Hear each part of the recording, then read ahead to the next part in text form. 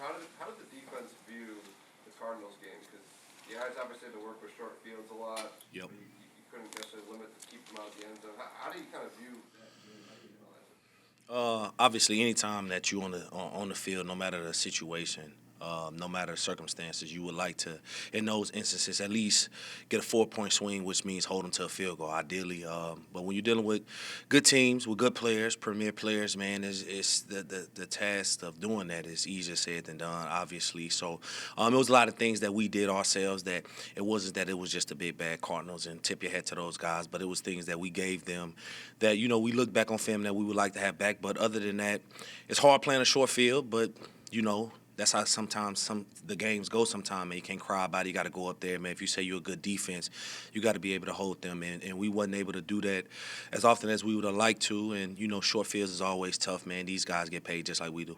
Tashaun, your head coach said when asked about the Aaron Rodgers comments from the Soldier Field game where he said, "I still own you," Nagy just said, "We're aware." How has that played out in the locker room? Is that something that's on your guys' mind? No, not at all. I mean, obviously, I think that when the clip happened a couple of weeks ago when we played them last week, obviously it was all over social media. You have social media. I think that you've seen it. But, I mean, I don't think that it was bulletin board material. It's nothing that Nagy we have harped about and things like that. I mean, I think that everybody is aware that what was said. And from then and obviously playing them now, I think that the statement will become, again, in a spotlight. But for us in the locker room, obviously, we can't control that. We can't control what happened when we played them game one. We can't control that's how you feel. Only thing we can just go out there and control what we do Sunday night, and that's our focus right now. So I don't think that it was necessary for us to harp on what was said, man. Obviously, we have other things to worry about, and winning a football game is the main priority right now. What is the challenge that they faced, given that last time you faced them, you had Khalil, you had Akeem. Yeah. Your defense looked a lot more just in terms of the guys out there, like the one you'd had, to start the season. How difficult is it going to be to put up the same effort with new guys? It's tough. Anytime you lose guys like as you mentioned, Akeem and Mac, these are perennial Pro Bowlers. Just not only just the presence that they bring as football players, but just as men in the locker room. You forget that you lose that component of the game when those guys are gone. Just that energy, the heart, the fire that those guys bring.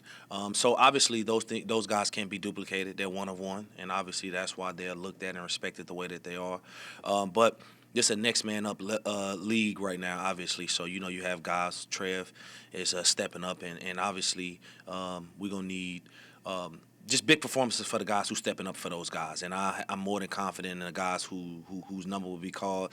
They'll be able to up for the challenge. But like I said, man, you can't duplicate those guys. The only thing that you can go out there and do is say, hey, man, next man up, this is an opportunity for those guys. And hopefully those guys answer the bell, which I'm 100% confident that they will.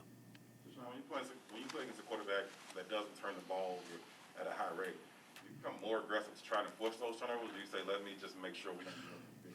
Yeah, I think that that's the battle that you play within the game. Obviously, you have a guy who's not turning the ball over, and it's not just it's one of those years. It's just consistently Aaron Rodgers, a guy who don't turn the ball over notoriously. So that's always tough. You want to make those plays because you know that opportunity might be once out of 30 throws, 40 throws. You might only have that one opportunity. But you also got to play the game within a game that say, hey, man, if you're a little too aggressive, he's still one of the premier quarterbacks in the league that will make you pay for you trying to be aggressive. So obviously it's just the game within the game that you got to play when you're dealing with these great quarterbacks who's not just overly aggressive, who's going to give you the ball. And obviously that's tough because, we want to make plays on the back end and you want to make plays when the ball is in the air and things of that nature. But right now, man, you just got to play within the scheme. Can't nobody press right now. A guy like Aaron Rodgers, man, he's not going to give you anything. You're going to have to go get it. So when your number called, you obviously got to make that play.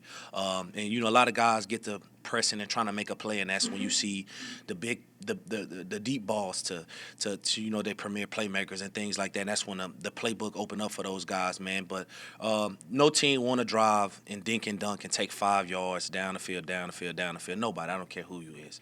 Maybe Drew Brees, probably. That's about it. But other than that, man, not many quarterbacks is going to take 5 the whole way down. So eventually they're going to want to get those shots, man. And, when they do, you got to be able to capitalize on it when your number's called. At this point in the season, what would a win in Lambeau Field mean to you guys? Should be huge, man. I think that at this point in the season, any win right now obviously would be huge for us. But to go in Lambeau Field and get a win against one of the best teams in the National Football League, I think that that'd be huge. That'd be just kind of like a snowball effect for what could happen down these last 5 games. So I think that'd be huge. And our mindset obviously is focused on a one-game season right now. So we're doing everything that we can do to make sure that we can go out there and accomplish that. But, a win, obviously, I won't be lying to you if I said that it wouldn't be huge for the morale, for the energy, for just this football team moving forward, man. A big win like that obviously be a huge staple for us this season. Tashaun, it seems like you guys try to make competition as much as business as you can, but against Rodgers, does it ever become personal? For a guy like that who just seems to get, I don't know, for lack of a better way of putting it, more joy out of beating you than others? I think that you got to go into these games, man. These rivalries, when you step into these, they all become personal. I knew nothing about this rivalry till I got here, and now if you ask me how I felt about the rivalry a year ago, stepping here in Halas Hall compared to now, obviously it's different. It's a little more personal for me just being a part of it. And I haven't been here as long as some of the other guys, the Keems, the Eddie Jacksons, and those guys. So obviously it's personal, but I mean that's the nature of the business. That's the nature of the game, especially when you're coming into these rivalry games where it's so much history behind it. You got to take these things personal, but not personal to the point where it's going to get you off your playing level and get you doing uncharacteristic things. I don't think that it's anything like that. But you got to take these things personal. So when you win or when you win your one-on-ones and you have those opportunities, you get a sack, you get to get hits on them, you get to, possibly intercept them. Like those things, yeah, absolutely. You take those things personal, man, because that's part of the rivalry. It's part of what this rivalry has built itself on, man. So you got to go in these games with a little bit of a personal a chip on your shoulder for sure. Do you know Rodgers personally? I mean, in your interactions and on the field, off the, do you know him at all, or So, who? Aaron Rodgers? Oh, no, man, we live 2 different worlds, man. We live 2 different worlds, man. So, no, I don't. I mean, I've talked to him, like, during the games, like, just minor here or there, like that players do, banter. But, personally, no, I don't know him. So I couldn't really speak on that right there. Your defense, he's offense. 2 different worlds, man, for many reasons. I'll tell you how that much. I appreciate y'all.